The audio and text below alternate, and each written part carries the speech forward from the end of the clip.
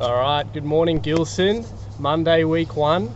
So good to be back at school. I hope you've all had a great, refreshing holidays, and you're back at it. You're ready to go back at term 3, back at school. It's going to be a good one. I've just got a few thoughts that I want to share with you. It's the school holidays right now, and a few things that I think are quite relevant. Today, I'm driving to Canberra. So in the middle of the school holidays. I'm from Canberra, as many of you will know, and I'm on the way. Right now, I am at the border. This behind me is the Murray River. This is the border between New South Wales and Victoria. That side is Victoria, that side is New South Wales. Now, a little bit worried going into New South Wales, being from Victoria. I'm going to be driving around New South Wales with my Victorian registration in my car, and I'm thinking, what are people going to say about me or think about me?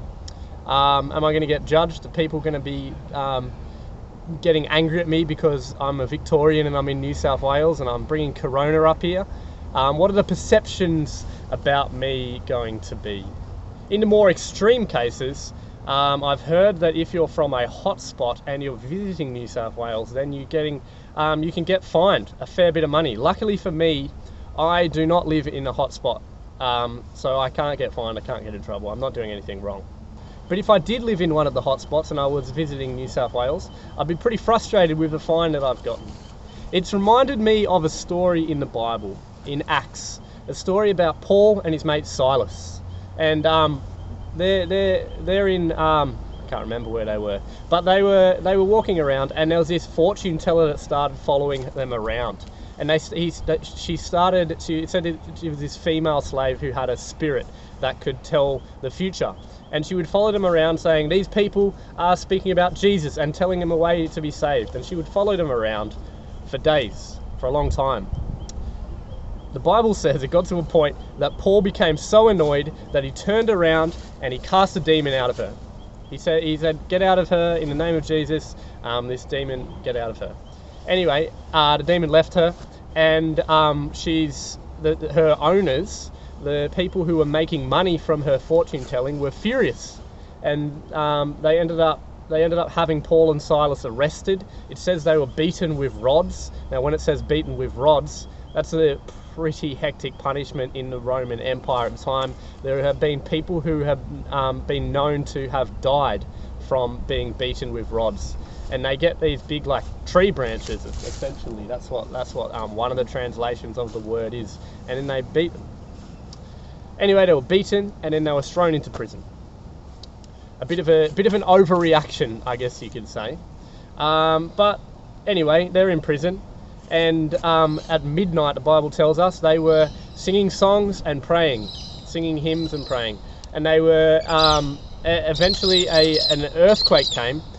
Shook all the doors open, all of their chains came loose. The guy who was looking after the jail, it says he turned around and was going to kill himself because he said, oh no, everyone's left, I'm gonna get in a lot of trouble. And Paul and Silas shout out, no, don't, it's fine, we're here. And then eventually Paul and Silas share the good news with the jailer, the jail keeper, and it says that he listens and he becomes baptized. It got me thinking, going through something like this, right? Beaten with rods.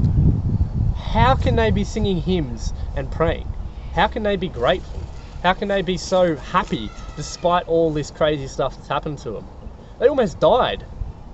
And they're still singing songs and being joyful and praising God.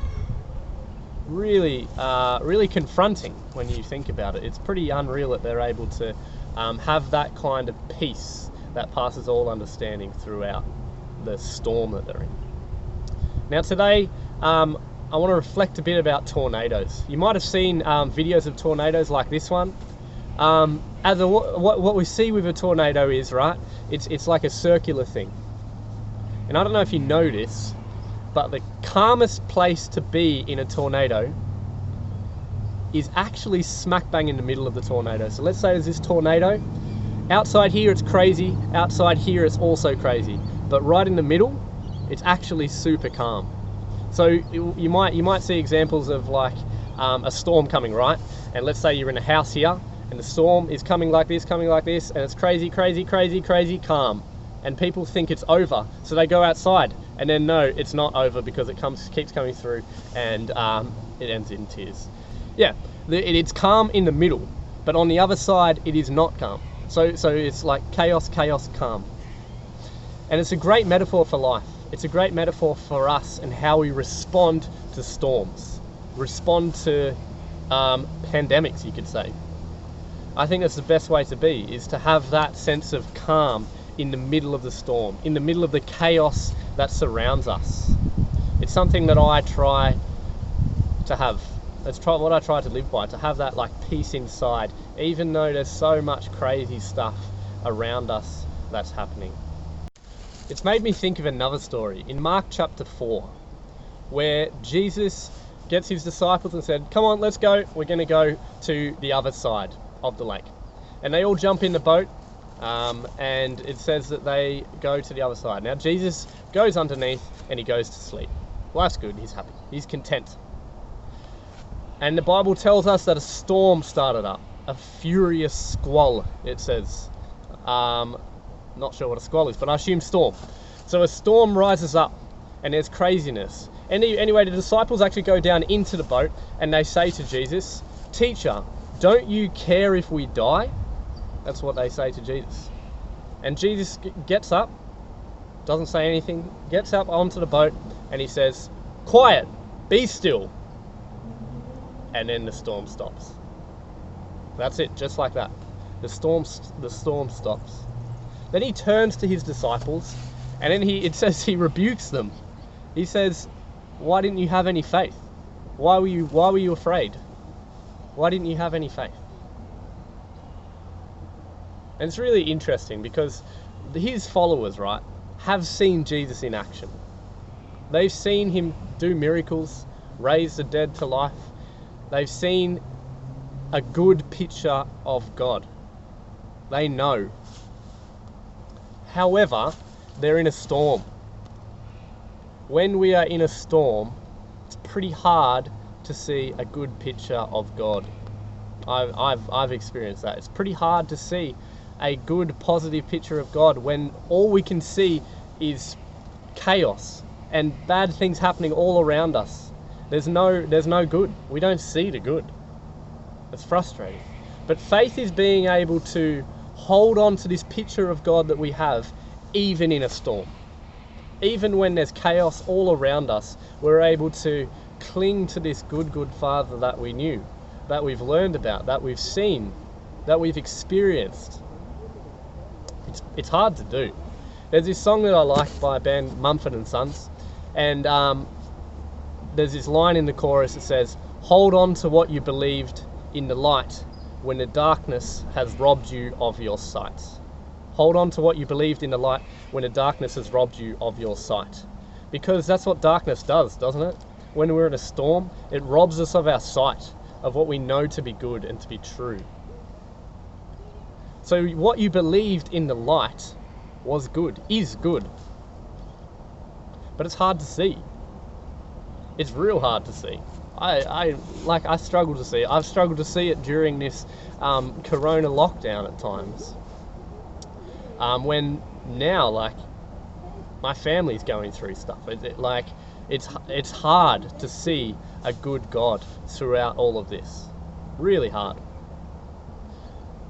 But when I reflect and I think back to times where life was good, where I had a great picture of God, where I felt really close to him, what I've learned from wiser, older family members who may not be with us anymore, but still I can remember how they taught me, what they taught me about God. And I can look back at all of those times, right? All of those times, and I can remember that, okay, yeah, God actually is good. Even though I can't necessarily see it right now, I have seen it before. I've seen it before. It's clouded sometimes. I've been at that stage where you're running somewhere and you're trying to find God desperately, but you can't find it. You can't see past the trees to find what's on the other side. There's so much stuff coming up in the way that that doesn't let you through, that doesn't let you see God. There's something there. The Bible actually talks about this in the temple metaphor, in the temple in Israel, right? There's I'll just briefly go over it. There's a square. Let's say this square here is the temple, and then inside, that's the outside section, and there's like a little temple inside, and then there's two sections in this temple. There's the holy place, and then there's the most holy place.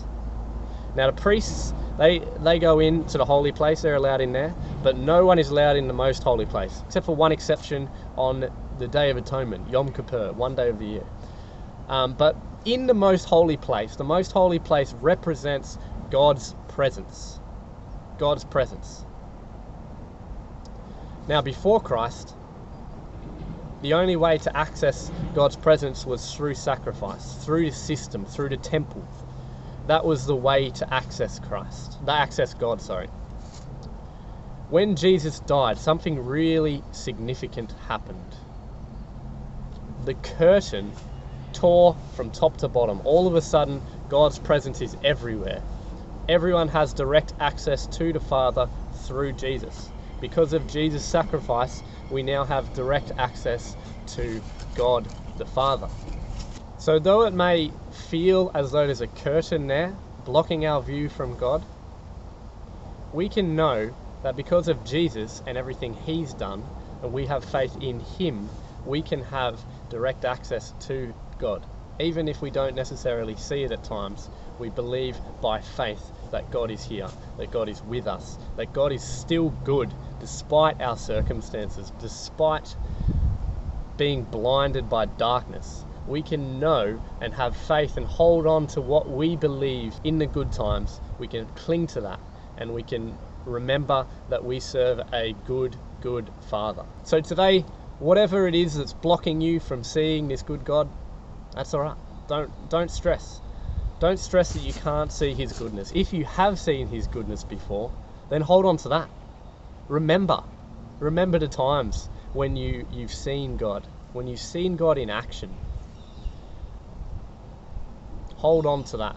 Hold on to those good times. And if you haven't seen that, that's also fine. But pray. Ask God to show you His goodness, His mercy, His love, His grace, all of that good stuff.